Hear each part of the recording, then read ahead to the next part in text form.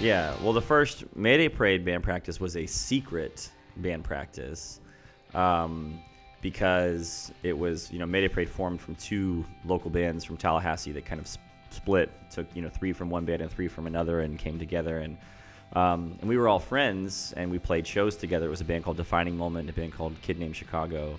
We played shows together and we practiced in the same warehouse. There were a bunch of bands in Tallahassee that all sort of rented out this warehouse and just scheduled different times to rehearse. And so we kind of got together as like a secret meeting without the rest of them folks on our other bands knowing to like try, because we had talked about this for a little while about like, I remember talking to Cabbage and Jake and a few of the guys and like, hey, like, what do you guys think about maybe just for fun taking, and once we kind of gauged the interest and we talked about it, we figured we'd try it out. And we wrote 3 Cheers for 5 years and practiced that a couple times, and it just kind of clicked. It was like, well, there were so many things. One, it was always really hard for us. Brooks and I were always in bands together. It was always really hard to find like an amazing drummer, and Jake was like the first.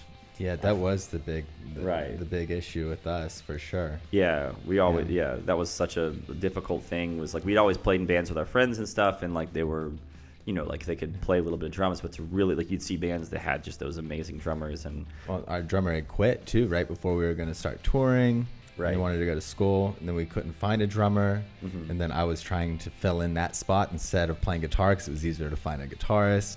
Right. And it turned into a big debacle. Yeah, and so that was a key thing for sure. And then just all of it, it was just kind of like everyone was really good at what they did, and we were all passionate about playing music and all took it seriously. And it kind of felt like we'd finally, just found, because that's really like what so much of it was like I feel like when Brooks and I met, we were in middle school and wanted to take it very playing music. We took it very seriously, and it was kind of hard to find dudes that were like as serious about it as we were, dudes who wanted to take the risk, to go out on the road or even put in the work. Not even as much as the risk, but putting in the work or knowing how to put in the work. Yeah. And so that was just kind of and then I think the next day after that practice is when we sort of had to have the talk and break up our other bands, which was really sad and it was awful and I hated it, but we kind of had to do it to move forward. Yeah. Mm-hmm. And then just the first band practice we ever had, the day that I met Brooks, he came over to my house and we had a band practice in my garage, and he brought his guitar over, and I guess Ben Woodson, we rode he played drums and we rode the bus together, and it's like, oh yeah, come over. Yeah. And play.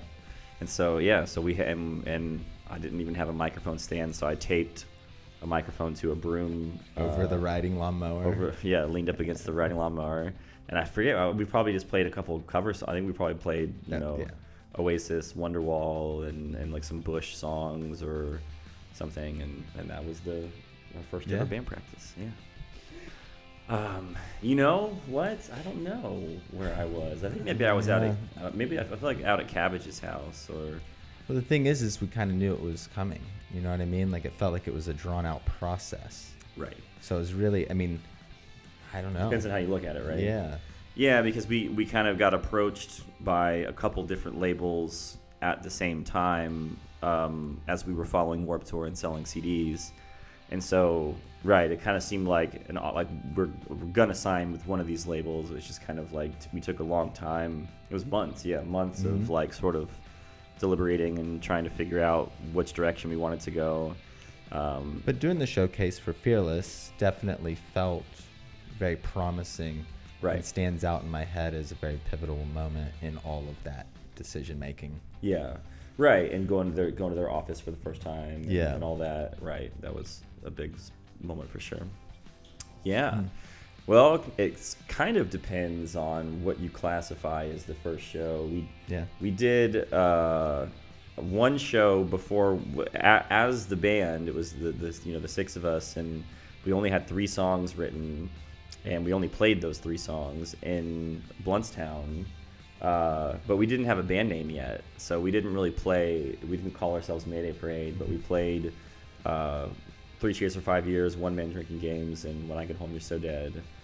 And we didn't even call ourselves anything. We played for like our girlfriends and like friends. And there were like 5 people there or something, you know. And but then we, you know, got the name Mayday Parade. We put out a couple songs online, and then there was kind of this like buzz about the band, at least locally in Tallahassee, especially because it was the 2 bands that split up and came together as one, and both of those bands had a good draw. Yeah, had a decent, you know, fan base in Tallahassee. And so the first show, I think it was sold out, or it was close to sold out anyway, at the Beta Bar. And I think at that point, we only had like 500 people. Right. Know. Yeah. But that was great. You know, it was great to have, you know, first show with that kind of momentum and people singing along right off the bat and stuff. And it was a lot of fun for sure. Well, okay. Slash is mine, right? Mm-hmm. And we did Soundwave with Slash, but I wouldn't have gone up and met him just because we get that all the time, and I'm like, this guy gets it all the time. You know what I mean? Like at least 3 times what we get. So I was like, I'm just not gonna do it. But I had the opportunity, just left it alone. Yeah. For me, when I was really young, it was Freddie Mercury, and that's always been kind of one of my, you know, top. And of course, I'd never, you know, had the chance to meet him. And then Stephen Jenkins from Third Eye Blind is one of them for sure. And I did get the chance to meet him, and we played a song with him back summer of 2016, I guess it was. And so that was really cool. And I did a phone interview with him where we just like chatted on the phone for like an hour. And I probably sounded like such an idiot, and it's like one of the like cringe thinking about, you know, what I probably said. But it was, it's cool. He's a really weird dude, but super talented and just a neat guy for sure.